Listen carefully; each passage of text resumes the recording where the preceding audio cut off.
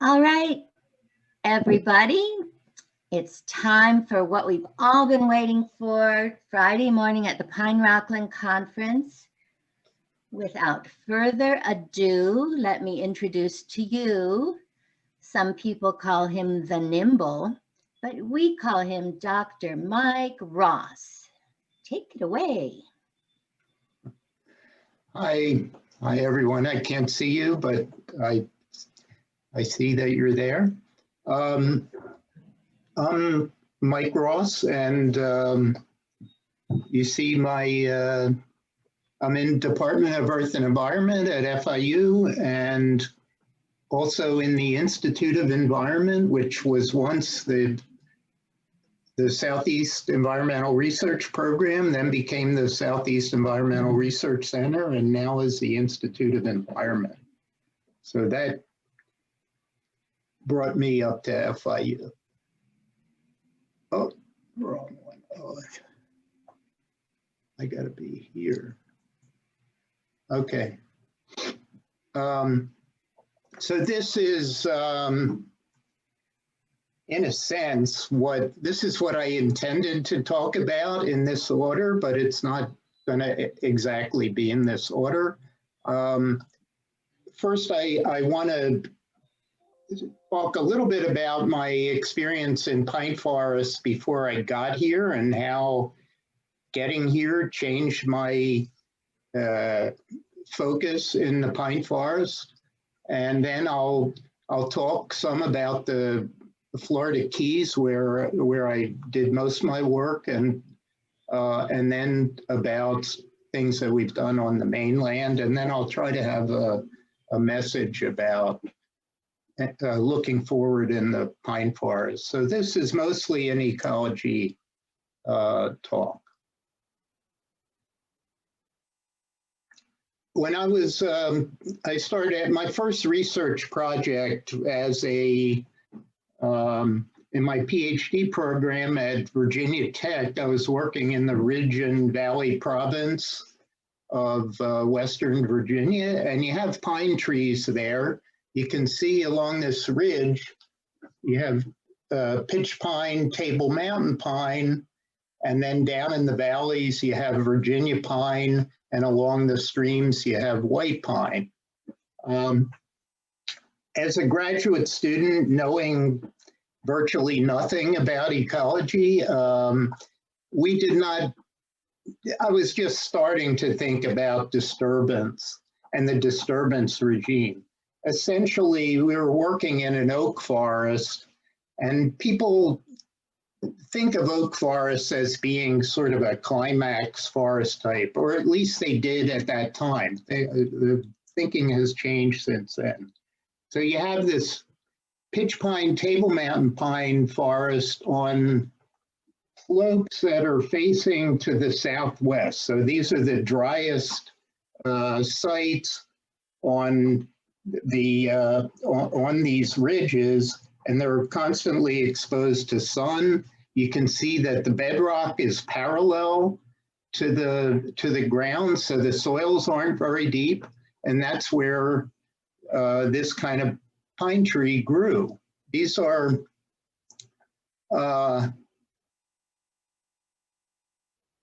well,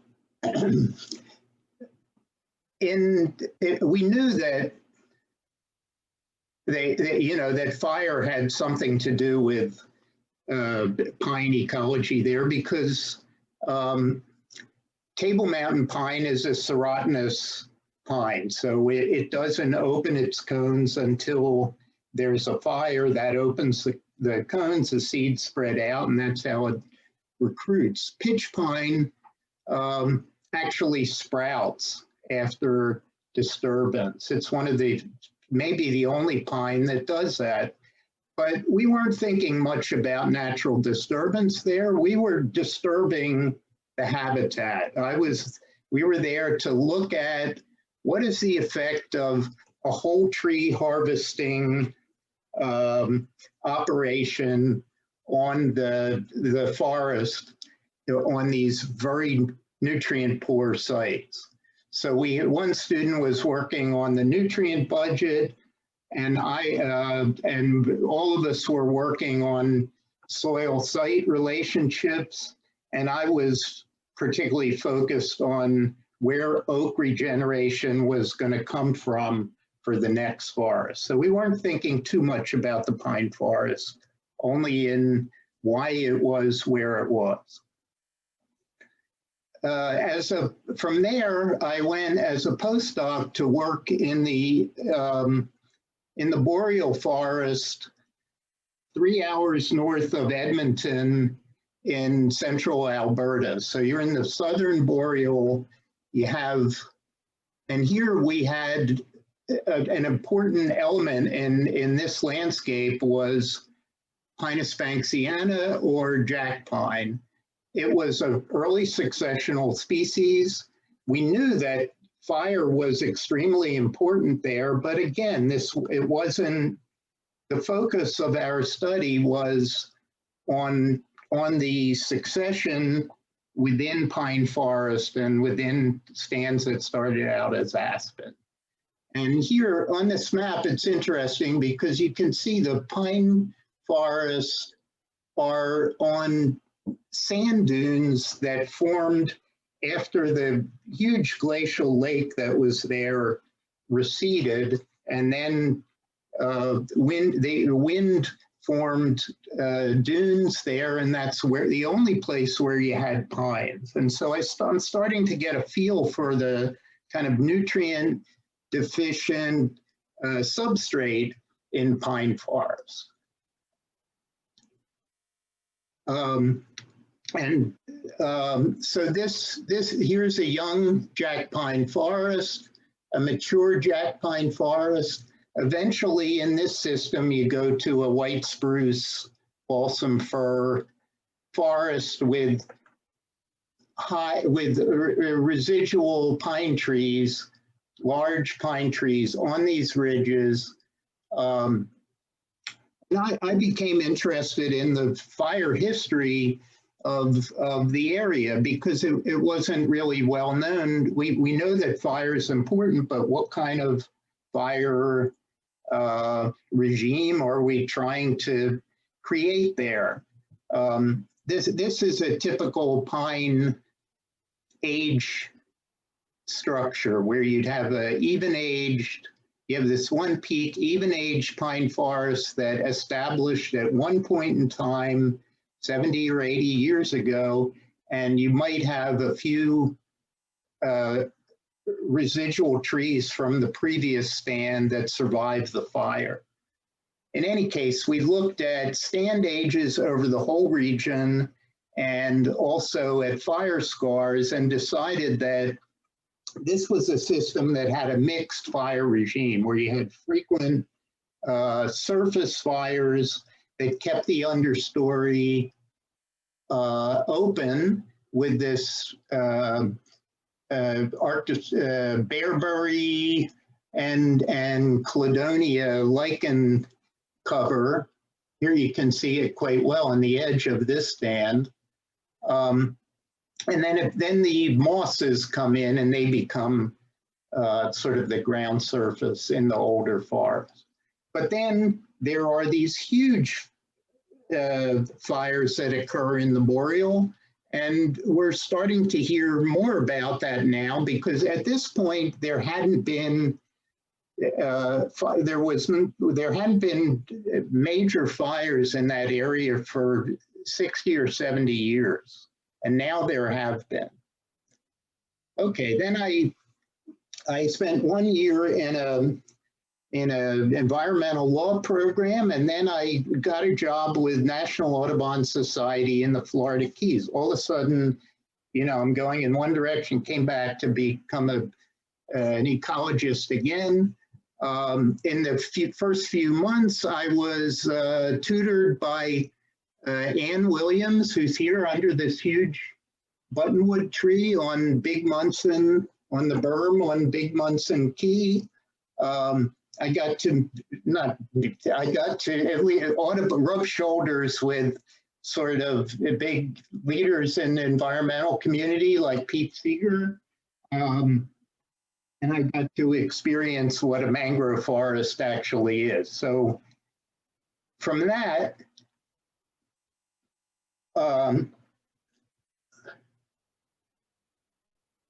is this what's supposed to come next? Yes, okay. So then I put together a team. My first hire was Joe O'Brien, and there he is. We put in, we started to learn a little bit about all the communities down there. Our job was to be the terrestrial ecosystem group within National Audubon's project down there. So we had all these interesting animals, white-crowned pigeon, diamondback rattler, and I don't know if this is a marsh rabbit or it's just a rabbit, but first thing we did was to do what you call an ecological site classification. I felt that the terrestrial habitats in the Keys were not really understood in one simple way. So we sampled 127 sites, just going here, by boat, by foot, across property lines throughout the Keys, and classifying the vegetation. And this is what we came up with: 13 ecological site units. Here's the pine forest, which we put in this group. It came, and that's where it came. It came out with the other low productivity Rockland forests. So the lower Keys split out very obviously from the upper Keys, which was much more productive.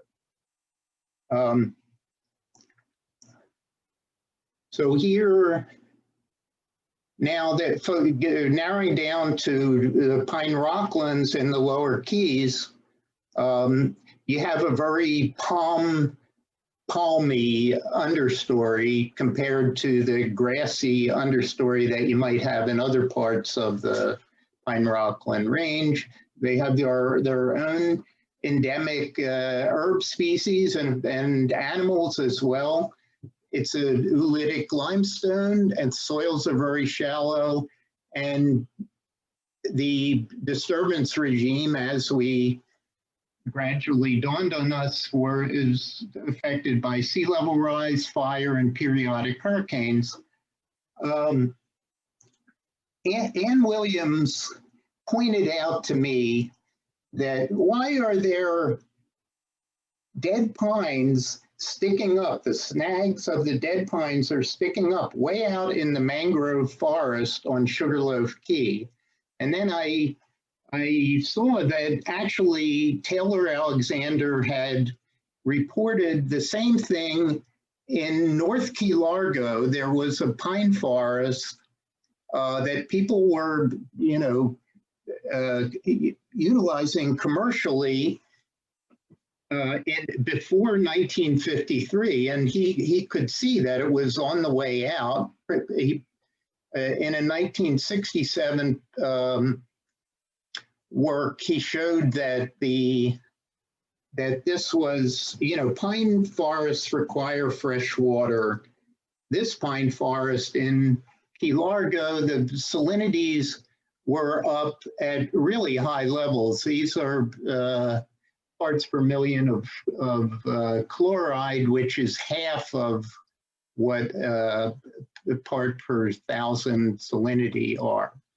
So this is almost seawater or even hypersaline conditions in a place that used to have a freshwater dependent forest. And he attributed that to sea level rise. Here's your sea level rise curve at Key West, and it shows that sea level from 1920 to 1990 had come up 40 millimeters, 140 millimeters, 14 centimeters, about half a foot. And this small, slow rise in sea level had taken this from a pine forest to essentially a mangrove buttonwood type forest. So we looked at this on Sugarloaf Key, which still had pine forests, but had these snags in the background. We did a topographic survey across the whole island, up these woods roads that crisscross the island. And we used aerial photos that started in 1935 and we went up to 1991 and looked at the extent of pine forest at those times, and you could see that the pine forest was shrinking toward the center of the island. We also looked for these pine snags that were beyond the 1935 line.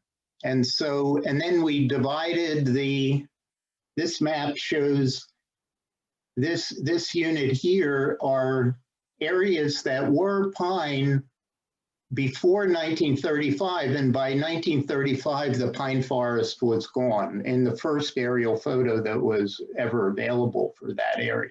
So gradually, you were losing pine forest predominantly at 0.5 meters, and then by 1971 to 1991 period, you're losing pine forest in these higher elevations at 0.9 or 1 meter above sea level. And there aren't many higher elevations than that on Sugarloaf Key. So we could attribute, the loss of pine forest to the rise in sea level, and these areas where it still was are areas that have freshwater lens.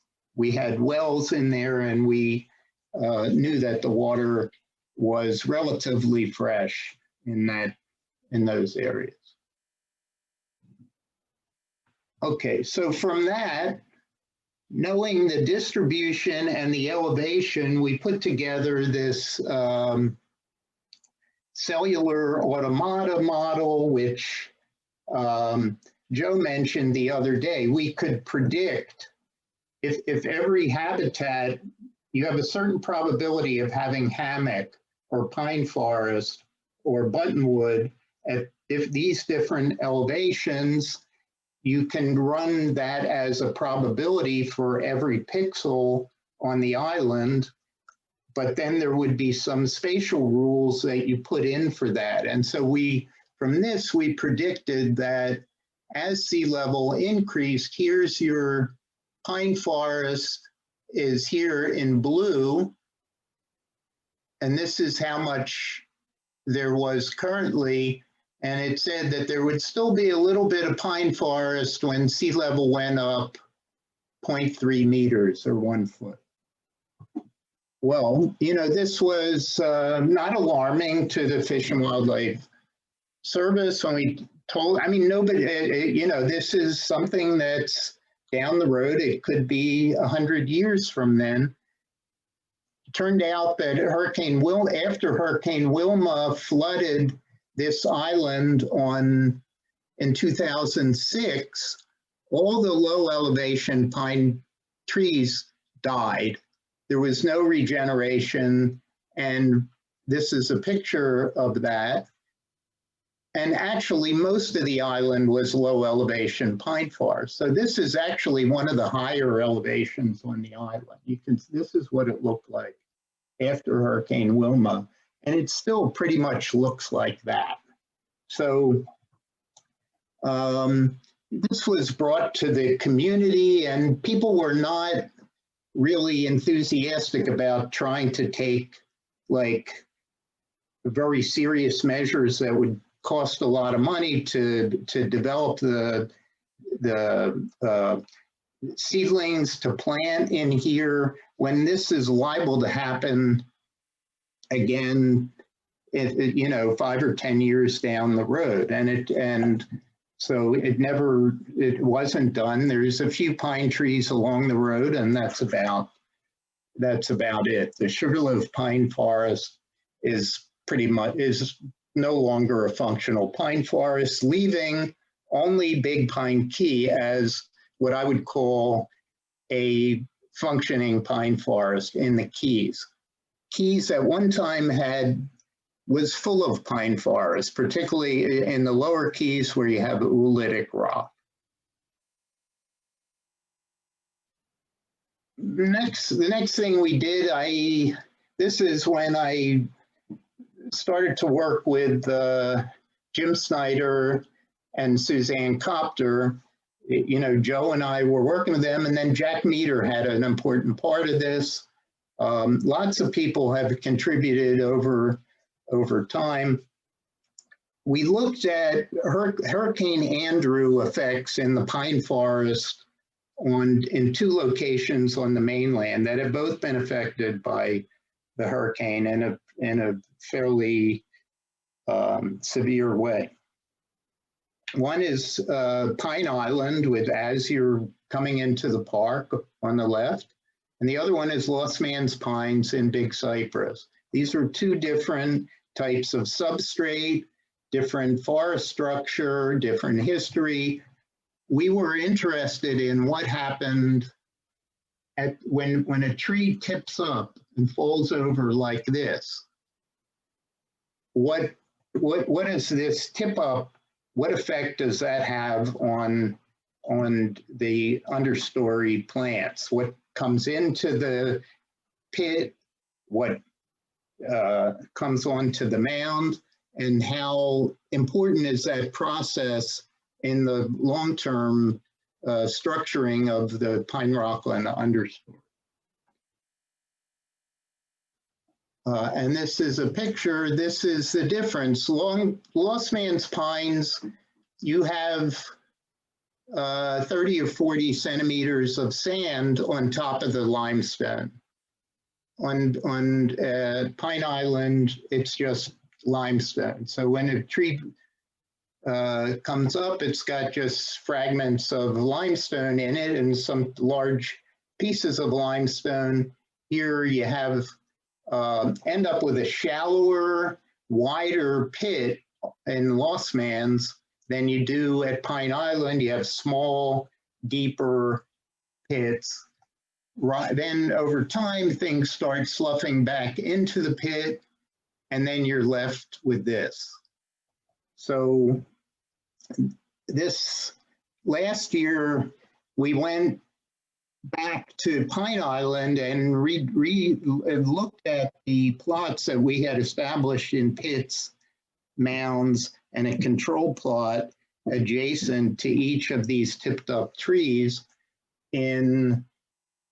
These are your map, and looked at the composition. We end up with an ordination like this, where the red points are mound, the blue points are pit, and the green are control, a similar size plot in the control, adjacent, that was unaffected by the tip up.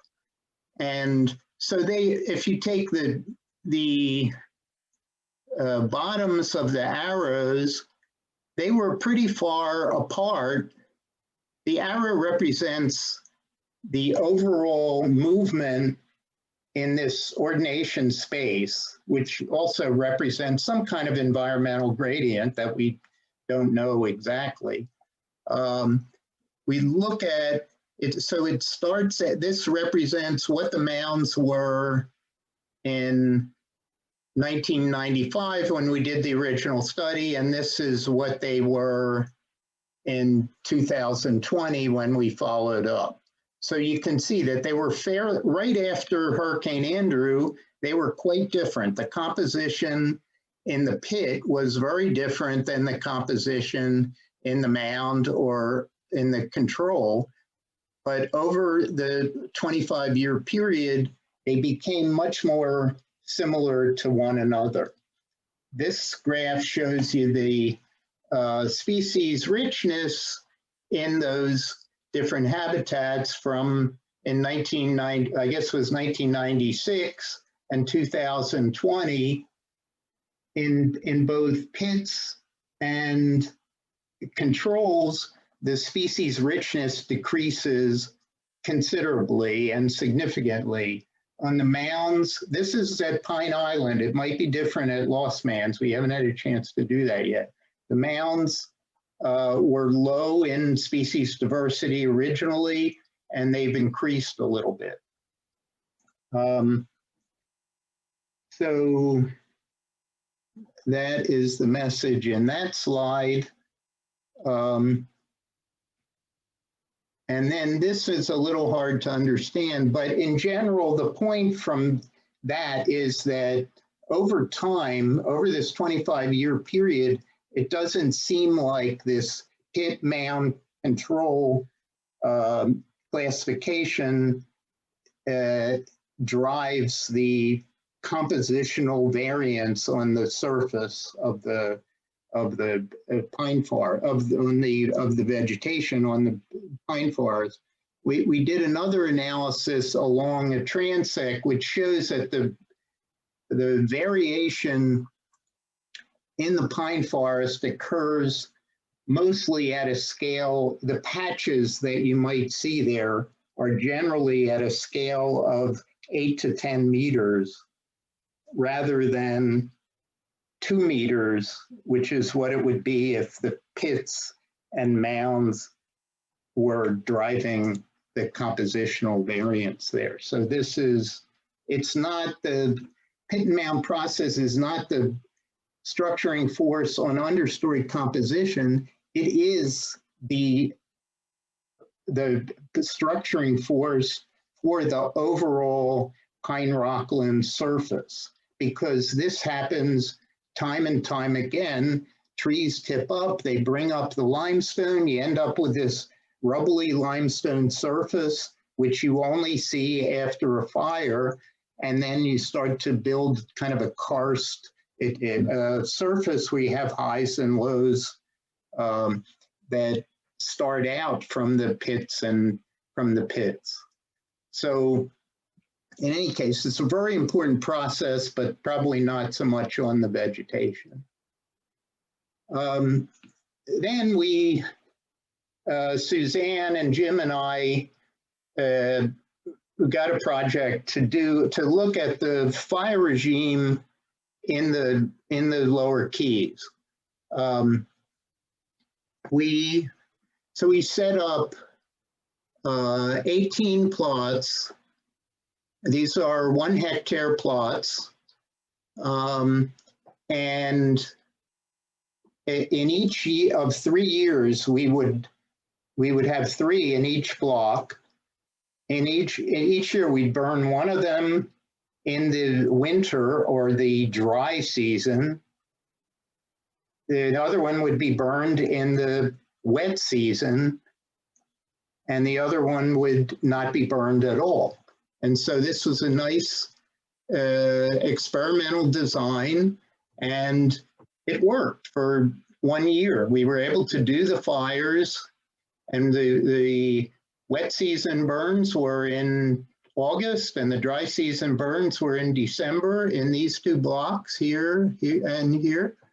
But then you saw what happens in a normal situation.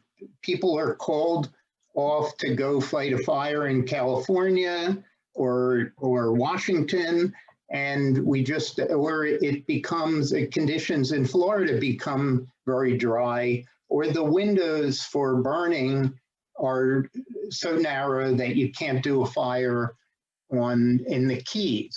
So we weren't able to implement this design, but we still learned a lot from it. They were burned eventually, but that was one of the learning processes, that doing a fire experiment is very dependent on chance and climatic conditions and all sorts of conditions. Then one of the issues was, is it really important to burn during the early wet season? That was the theory is that, well, that's when lightning starts to happen. The forest is still dry from the dry season, and that's when natural fires burned in South Florida and burned across vast acreages, and that's no doubt true. But so therefore, we would expect that all the effects of burning in that period would be your goals in doing that fire would be met if you burned at that time, and that was a very important thing. And so this was one thing that we were testing, and Jim has spent much of his career testing that. And it turned out that in the Keys, the wet season fires, which our wet season was later than that period, those fires were actually more intense than the dry season fires. Partly because it's just hotter in the summer than it is during the winter. And you can see that in the 1 year, the amount of litter consumed, the char heights are higher in the summer fires, the canopy scorch is more. This is a map of the fire. This is a terrible thing here, but this is char height, I think. Yeah, this is char height. So during the summer fire, these are the char heights, and they get very intense here. This is during the winter fire. You really didn't have those high char heights, and consequently, you didn't have the dead pine trees that you have. You can see these red dots here are live trees that were actually killed, and these are large dots. So these are relatively large trees that were killed during that summer fire, which we didn't see during the winter fire.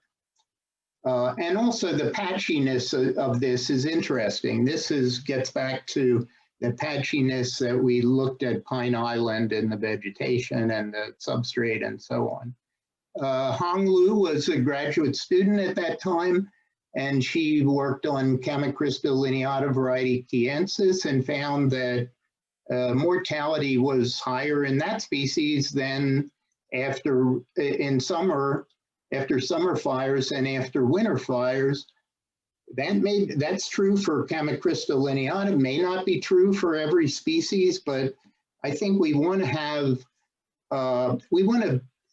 think about what the objective for the fire is, and say, what are we trying to achieve, and what's more, is it really important when we do the fire or how often we do fire, which is, in my mind, more important.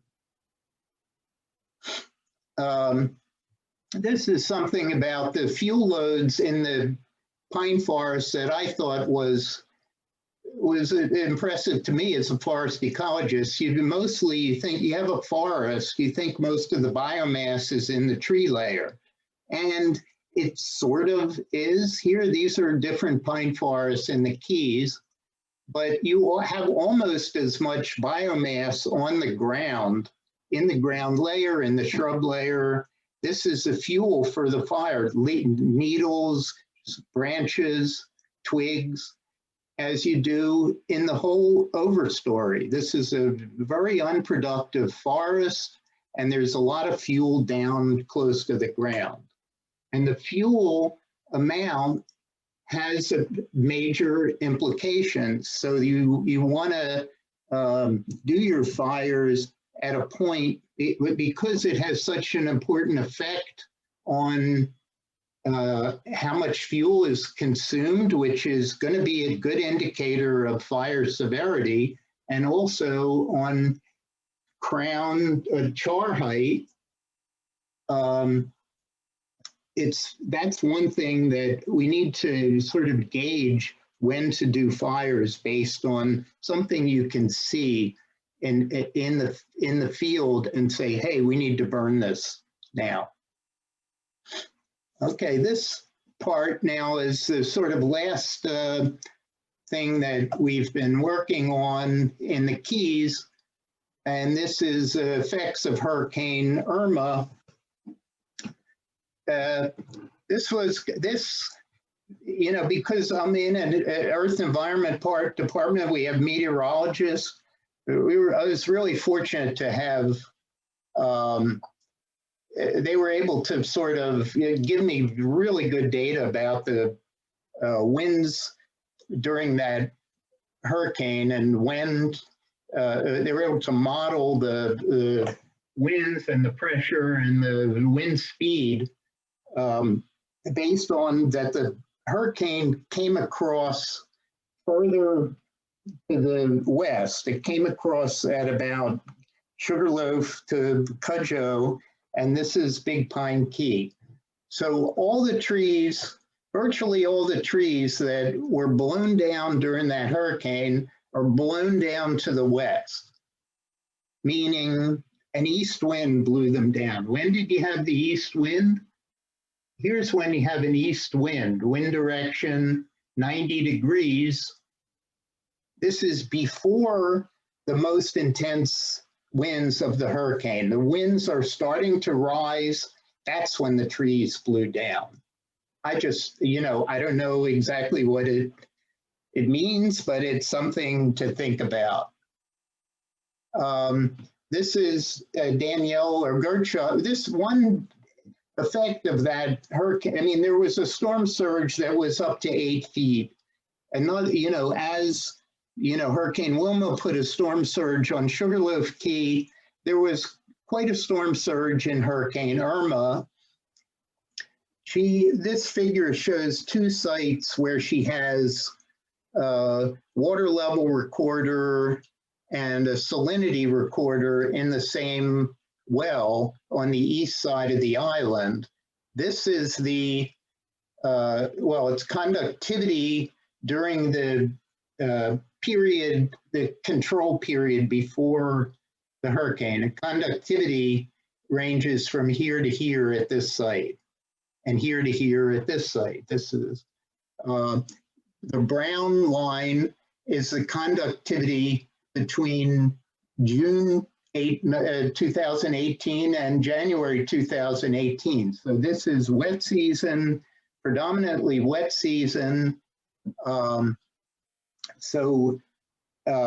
year after Hurricane Irma. So 1 year after Hurricane Irma at these 2 sites, this site, the conductivity is way higher than it was before Hurricane Irma, 6 to 12 months later. This site is very responsive to individual rainstorms during this period. As soon as you have a rain, the conductivity drops down, it drops down. Now you get into sort of a drier part in the early fall, and eventually the condition of the overall condition of the lens drives the salinity up to where it's several times higher than it was before the hurricane. Even today, there are still locations on the island where we have elevated groundwater salinity. And so this has major implications for a forest that's dependent on fresh water.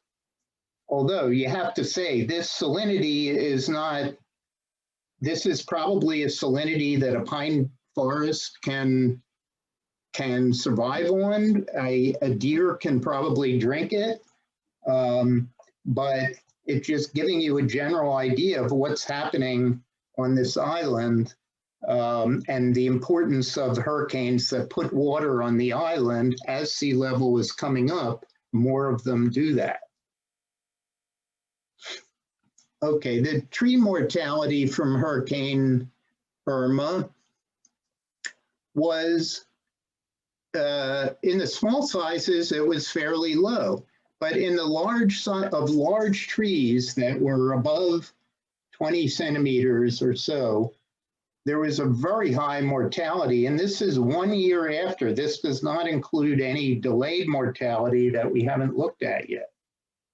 So these large trees are more affected by hurricanes than the smaller juveniles.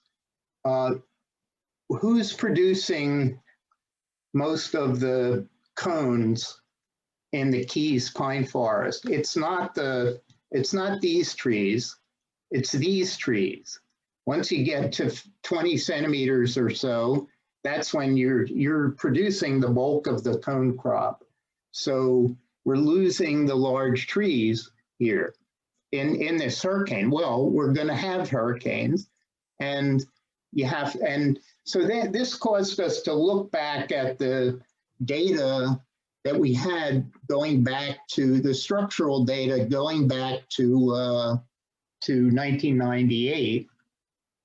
And here, this is the size distribution and then the density of pine trees in that size distribution. You can see that there's many more trees in 1998 than there are in 2016, 18, in every single one of these stands. And where are we really losing them? Take this stand, you had, a decent representation of large seed producing trees. There's none there now. That same thing happened here, is the same thing. So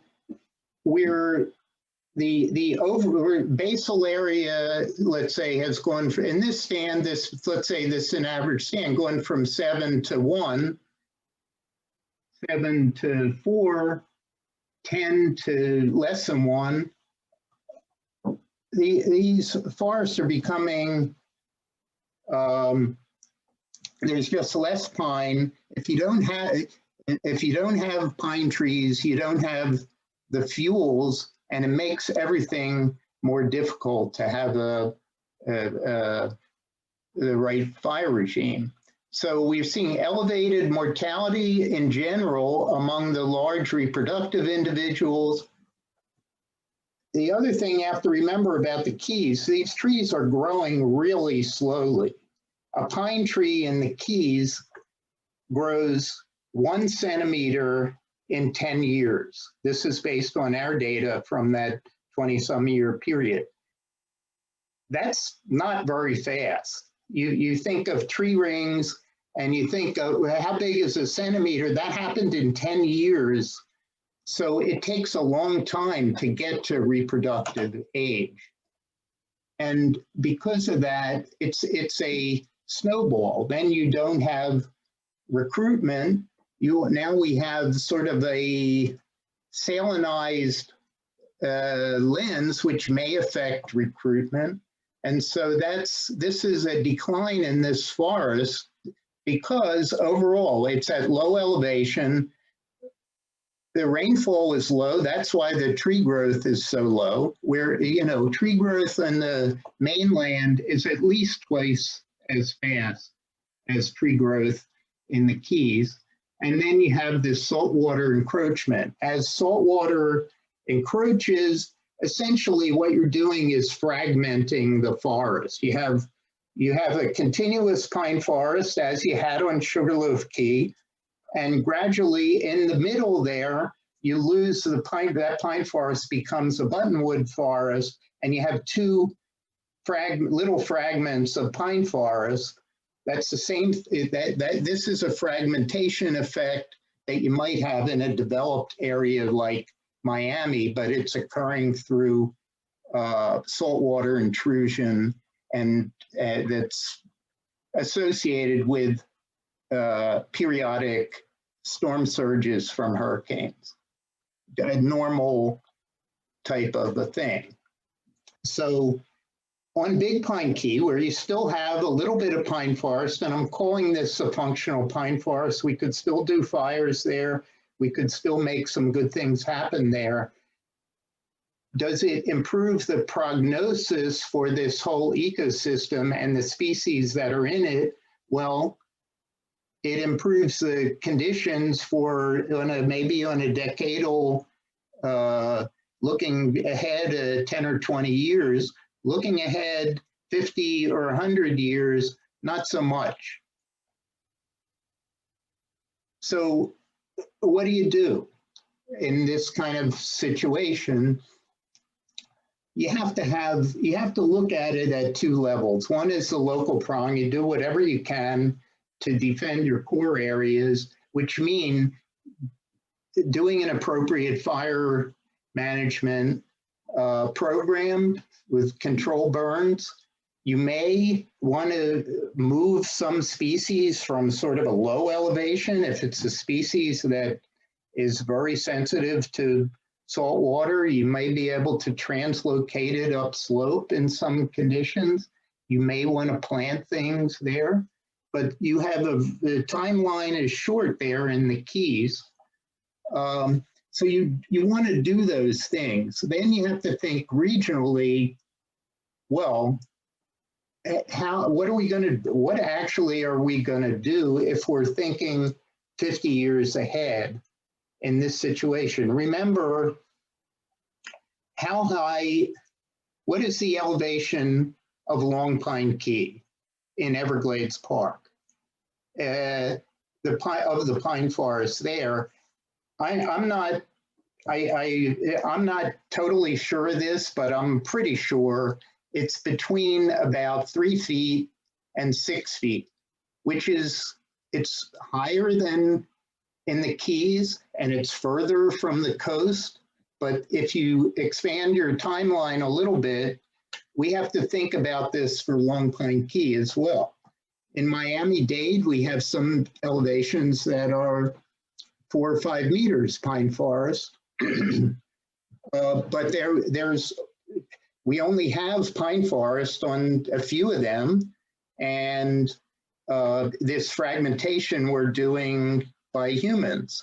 So yesterday I asked Jack Meter, where can you go in Florida? Where's the next Pine Rockland going to be? Or where could it be? Could be, most of Florida is covered by sand.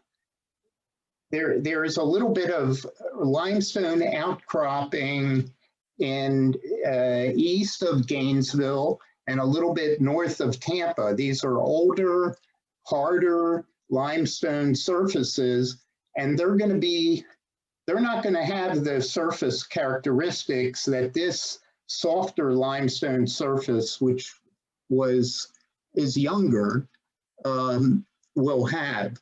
But, it's something to think about. Some plants are going to do okay there, but it's not going to be exactly the same thing. The other thing that I thought about from George Gann's talk the other day, I like that idea that we have to, in the sort of midterm, we have to look at sites where you still have a limestone substrate. This is up the street from where I live. This is a limestone substrate. It could perfectly well be restored to pine forest. There's pine trees behind it, and a degraded pine forest. You can do that.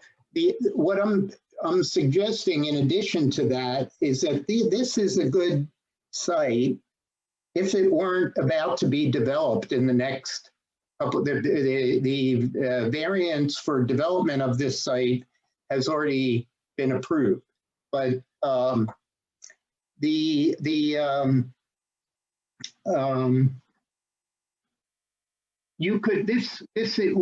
could be putting some of these species from the Keys that only occur in the Keys. We could be putting them in these new restored pine forests. what else? This is a lifeboat situation.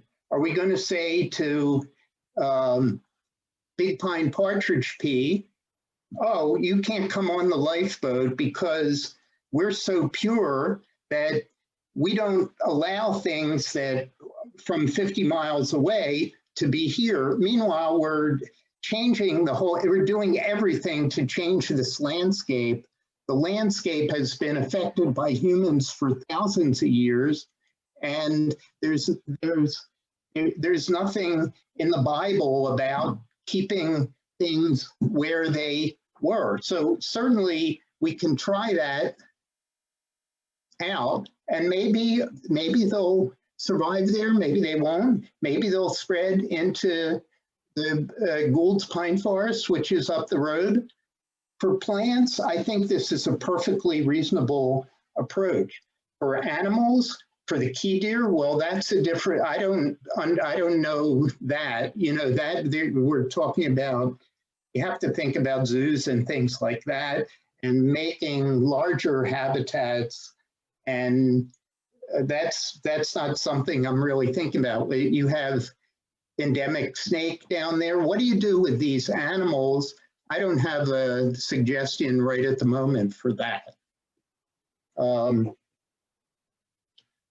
Anyway, that's what I have to say today, and I'll take any questions best I can. I look at the chat, see if there's anything. Yeah, Mike, right, good. Chat.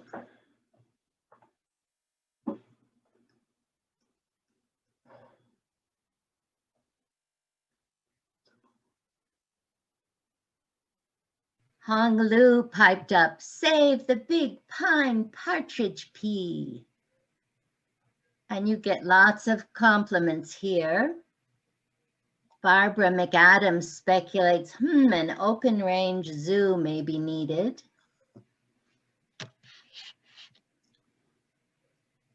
Okay, Tim, let me see. Tim says, are there pine rocklands in Puerto Rico that could serve as potential protection sites? This is interesting. No, actually, there's no pine forest in Puerto Rico. And for some reason, there's no pine trees, native pine trees in Puerto Rico, but there are, of course, in the Bahamas. But you have to think about, what are you going to do with a key deer? You put they don't have a large grazing mammal there. That seems like, and it's another country. That's that's a question that we have to think about for sure. But Puerto Rico, not right now. Jen says, have we lost the Lower Keys pine before due to storms?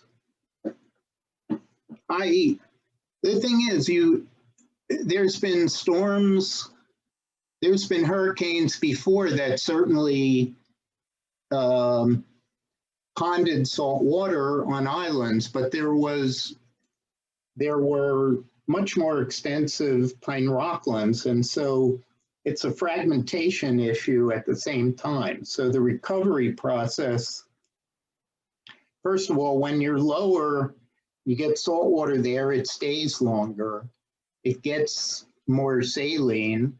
So they may not have been as severe. If they were, it's a patch in a larger region, and it may not have been as problematic as it is now.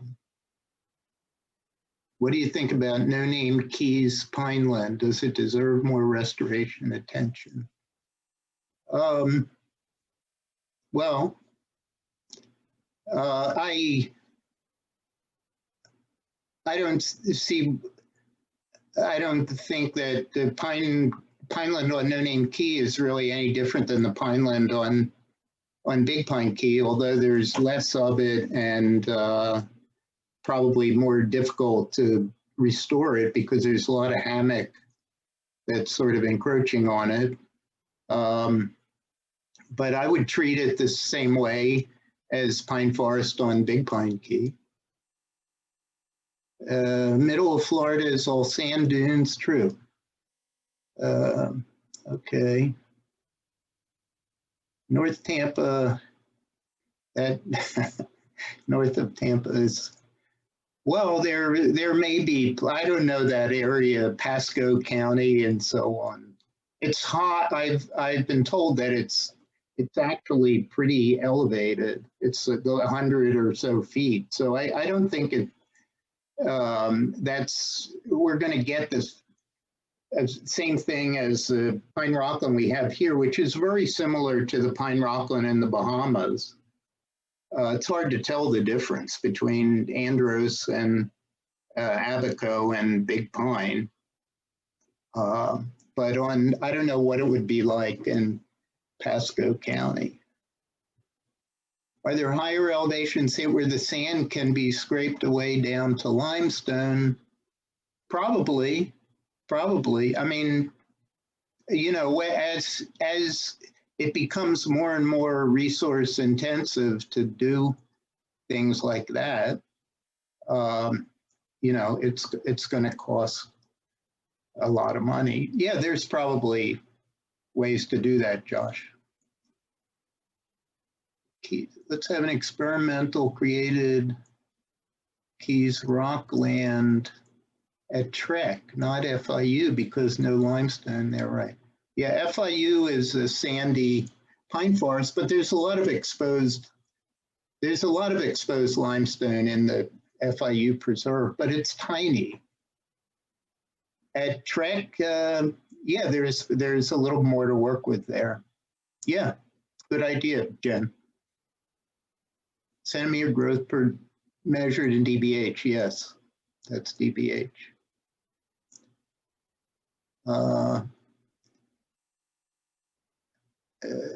Okay, Brittany, Tampa is called. Yeah, yes, sir. You know, as you go north, I'm assuming in thinking about Florida as a sort of a management area, I'm assuming that as sea level comes up, it's also going to get warmer, and there's going to be some kind of a movement of these tropical species north. So that's something we have to think about as well. What is the relevance of the softer versus limestone? So if you have,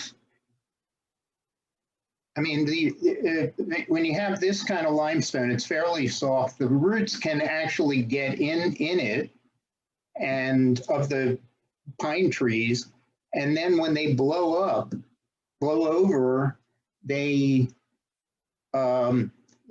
start to make that kind of a substrate. You start getting this rubbly substrate with highs and lows, and then on the lows, you start to get the chemical erosion. So you get this kind of karst topography where you have holes and then up higher elevations with a little bit of rubble on it. And to me, that's the thing. And within that matrix, there's all kinds of different environments for a little plant,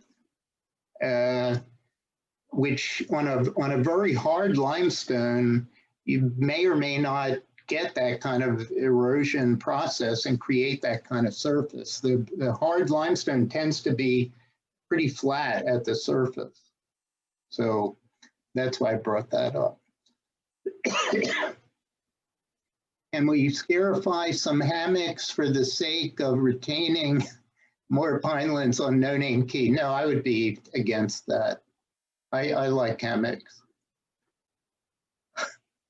I think we have few enough hammocks. Have there been issues with wells development dropping the freshwater lens in the Keys? Actually,